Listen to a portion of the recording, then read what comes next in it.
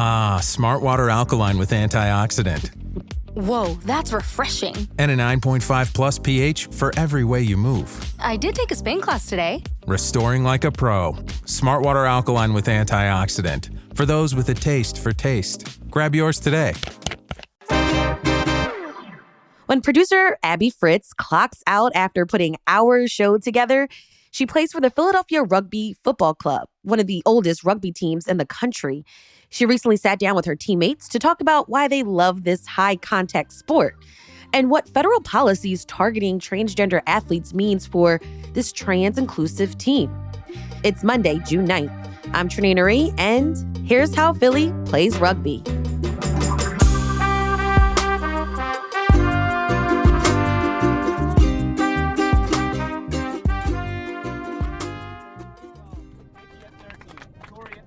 I've played rugby since high school.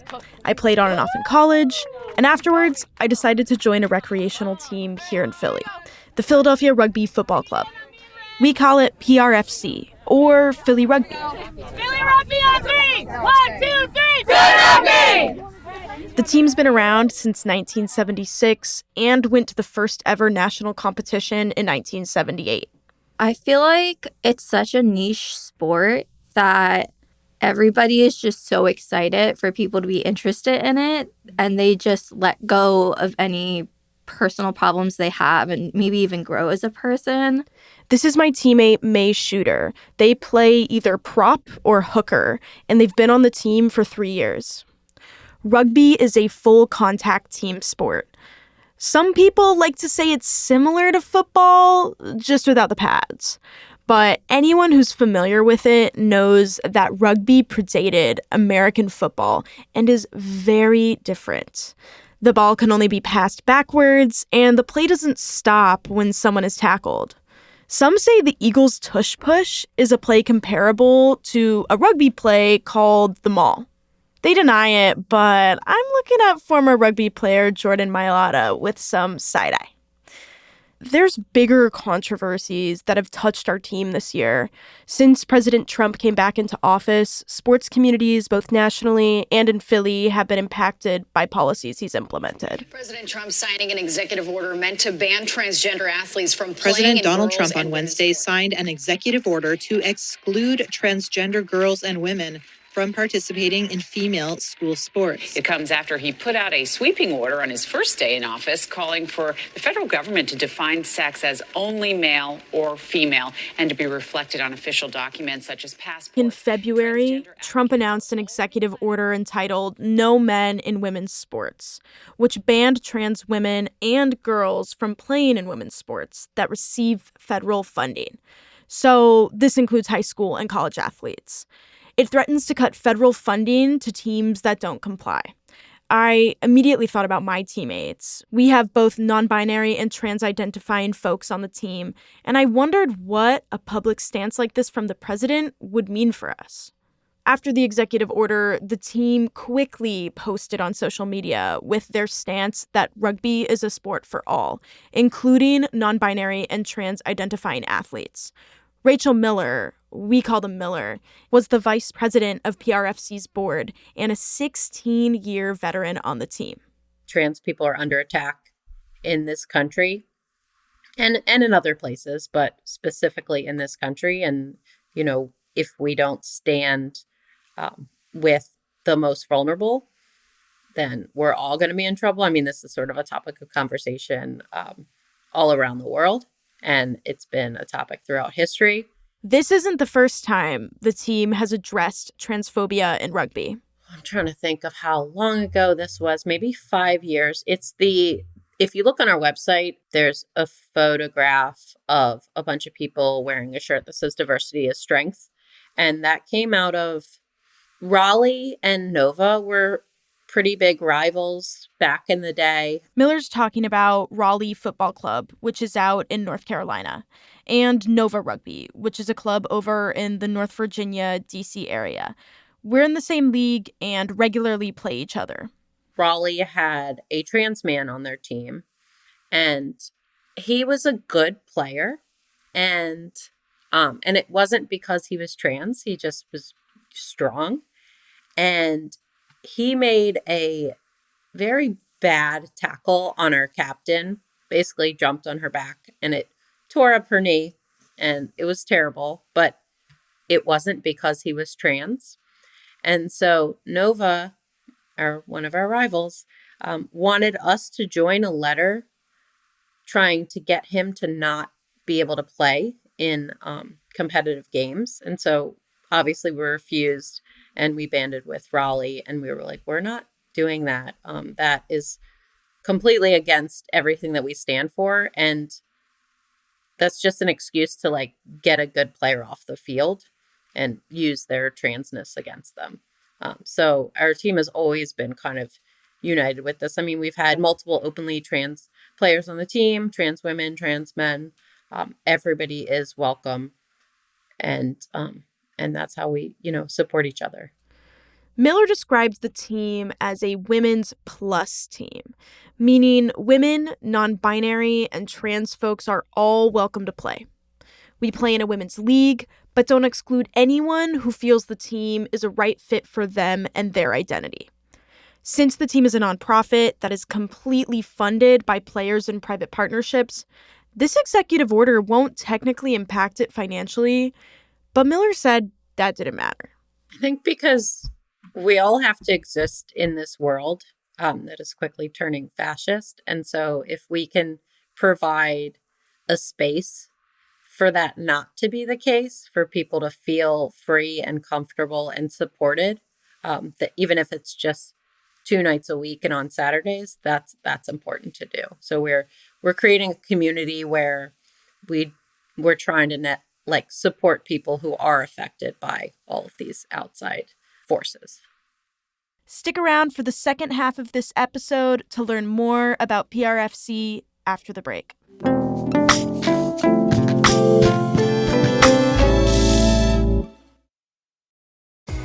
This episode is brought to you by Temptations Cat Treats.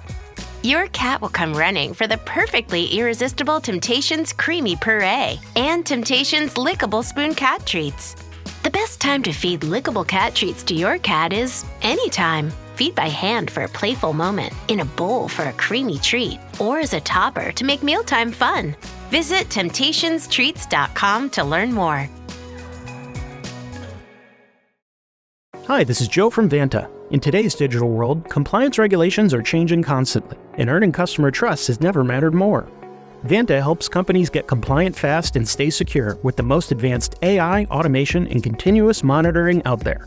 So whether you're a startup going for your first SOC 2 or ISO 27001, or a growing enterprise managing vendor risk, Vanta makes it quick, easy, and scalable. And I'm not just saying that because I work here. Get started at vanta.com.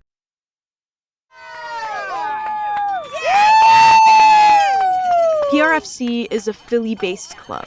We practice out in Kensington, and our home games are in Fairmount Park at a field right across from the Please Touch Museum. It's pretty cute. We have about 70 members, and we field 2 teams. We play folks all over the Mid-Atlantic, from South Jersey Rugby Football Club all the way to Boston Women's Rugby Club. I always feel like I like the idea of tossing people with consent and not going to jail, it's a good, nice little workout, but also I do believe heavily in therapy. So this is Linnae Allen, or Herc on the pitch. They've been playing on the team for 4 years, and they are the Diversity, Equity, and Inclusion Chair. The team has come a long way from when I started. They're really inclusive. I've had teammates that really fought for me and other people to just have the name that they want on the roster and not have to have their legal name or a dead name. Or they can have a nickname on there, but then there's threats that they can't play in playoffs. And truly, if it comes down to it, and I have to use a name that I don't want and I don't like, I'd rather just not play. So what is our team going to do? Do you not want a good player playing? Or do you want to get rid of this rule that is just really transphobic? What Herc is referring to is how in certain games it can be mandated to check IDs. This was also standard practice when I played club rugby in college. It's meant to check that everyone who's on the roster is registered with the team and meets qualifications to play, like having third-party liability insurance, which everyone who plays in the league needs. We do get a little banged up, so this extra coverage does come in handy. But this can be an issue for players who go by a different name than their legal name, or they're in the process of changing their name. Folks can choose what name they want to be made public on the roster, but if it doesn't match your ID, you might not be allowed to play. Our team has made room for every teammate to self-identify what they'd like to be called at each practice. Shooter said this helped them feel comfortable when they first joined. First practice I went to, everybody said their names and pronouns.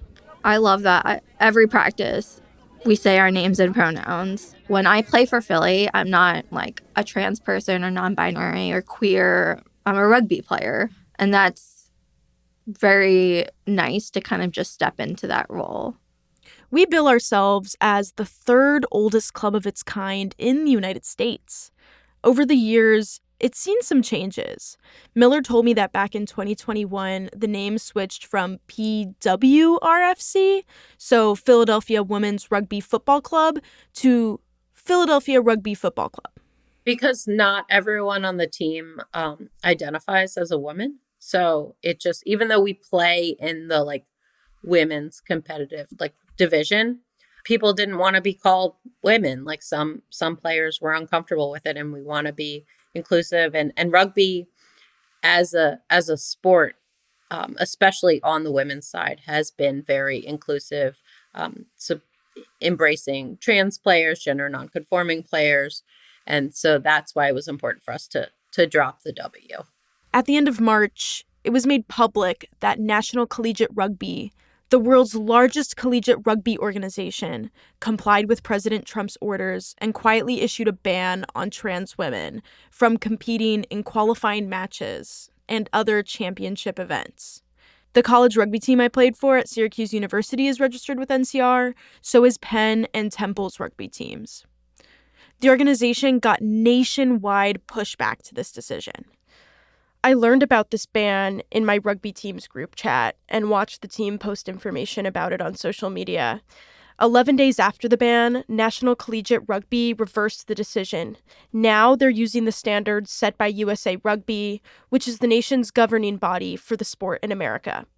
They say everyone should be not just allowed, but encouraged to play rugby.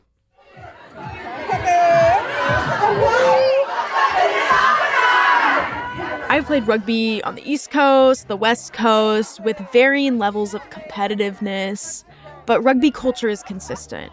In high school, we ate after most games with the opposing team. In college, we drank and sang rugby songs. And now after every game, we socialize with the other team.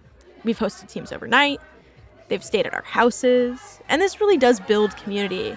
For me, it's what keeps me coming back. Shooter says that community support has also kept them playing. When I came back from my top surgery, they were super supportive.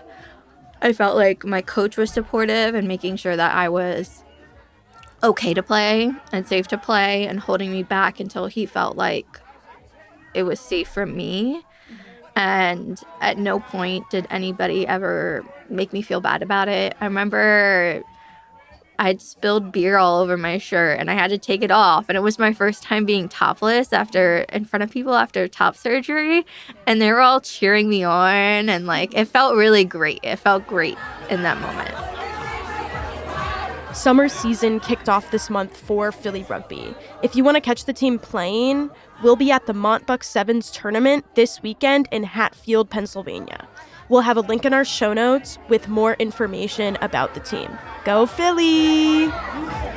Thank you to Shooter and Herc for being on the show today. Also, big shout out to Miller for talking with me about their 21 years of playing rugby, 16 of which was with Philadelphia Rugby Football Club. This was their last season playing. We're going to miss you, Miller. Oh, that was nice. I'm not going again. Somebody go score.